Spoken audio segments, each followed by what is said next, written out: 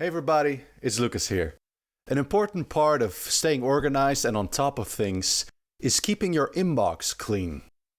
Inbox Zero is a popular method to do just that, and I try to do it at least once a day. The idea is that you process every single thing in your inbox so that by the end it is completely empty and you've processed everything that hit it. When you say inbox, most people think of their email. And it's true that email is an important place to keep clean and a great place to start with practicing Inbox Zero. There are, however, many more inboxes that you can clean regularly. Here's a list of 10 inboxes to apply Inbox Zero to that you may not have thought of just yet. Number 1, email. Yep, we're starting with the obvious one. I try to clean out all my email inboxes once a day. For work email, I recommend only doing it thoroughly on days that you actually work, but you can go in daily if you want to just quickly discard any emails that aren't worth your attention whatsoever. I use Todoist's Gmail integration to easily process emails into tasks or projects if there aren't one. Alternatively, this integration can also serve you to tag emails you've sent as a waiting for item if all you can do is wait for a response. Number 2, WhatsApp. Who doesn't know WhatsApp, right? It's the most popular instant messaging application worldwide, and many of us send and receive dozens of messages each day. What many people don't even realize, though, is that WhatsApp has the ability to archive conversations without deleting them. The way I apply Inbox Zero to WhatsApp is by archiving any conversation that has finished and needs no further input from me or someone else. With WhatsApp groups, especially larger ones, this can feel a bit pointless at times, if a new meme comes in every other minute, for example, but I still try to keep it as clean as possible. Side note here is that as of recording this video in the summer of 2021, WhatsApp has changed their default archiving settings, so make sure to revert back to the previous setting if you can, otherwise your archived conversations will stay permanently archived even when a new chat appears, which would kind of defeat the whole purpose. Number 3, SMS. Text messaging is used mostly as a backup if there is no internet connection, or for communication with companies like mail deliveries, two-factor authentication, etc. I make it a habit to clean out my SMS text messages at least once a week, simply by deleting them since most of them are very fleeting in nature and don't have to be saved any longer. Number 4, Slack. For those of us that work remotely, especially asynchronously across multiple time zones, Slack is the glue that keeps everything together, communication-wise. Slack has a handy unread module at the top where you can read and jump from conversation to conversation and clean it out, which I do every working day.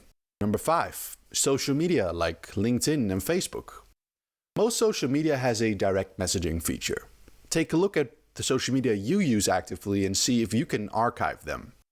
I do this with LinkedIn, the only social media platform that I actively use regularly, but I know that Facebook has this option as well, although there the option I believe is called Hide Conversation instead.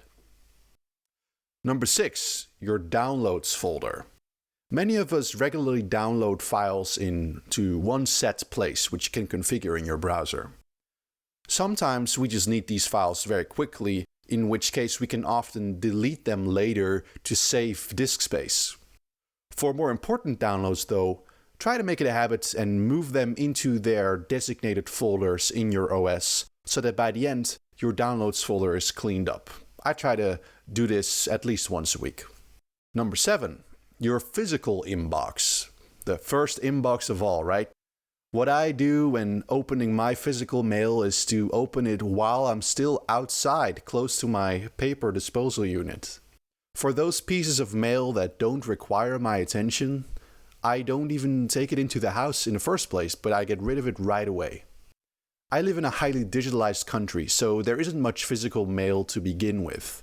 But what is left goes to number 8, which is your physical in-tray.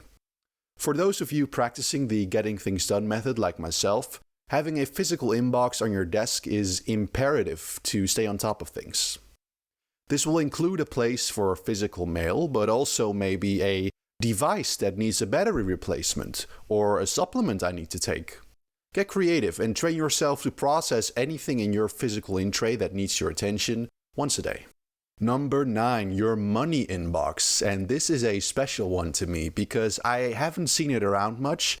And also because I'm very much into personal finance and financial management after climbing my way out of a very high student debt. Let me know if you'd like to see some more videos on this subject in the comments below, by the way. So I've been a customer of Bunq for over 2 years now. Bunq is a Dutch-European 100% digital bank that enables you to create up to 25 separate IBAN bank accounts with one user profile. I've got separate accounts for all my variable expenses, my monthly bills, a savings account, investing, and many others. The one that brings me the most value, though, is a separate account dedicated purely to capturing and processing incoming funds. I've named it the Money Inbox, and I've made it sure that any money I receive goes there via its own IBAN bank number.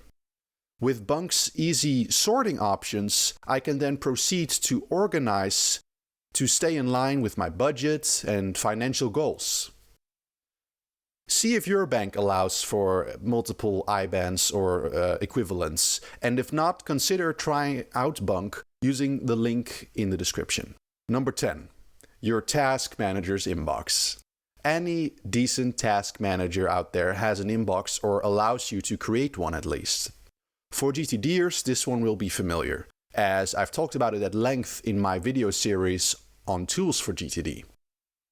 I try to process anything in my task manager's inbox at least daily, so that those items turn into either tasks, reminders, waiting for items, projects, or reference material. Check out my playlist on tools for GTD to learn how you can use a task manager and apply Inbox Zero with it. Now that you've made it to the end of the list, I hope you're feeling inspired to clean up an inbox you hadn't thought of before. The list we just went through is just an example though, so the exercise I want to leave you with is this.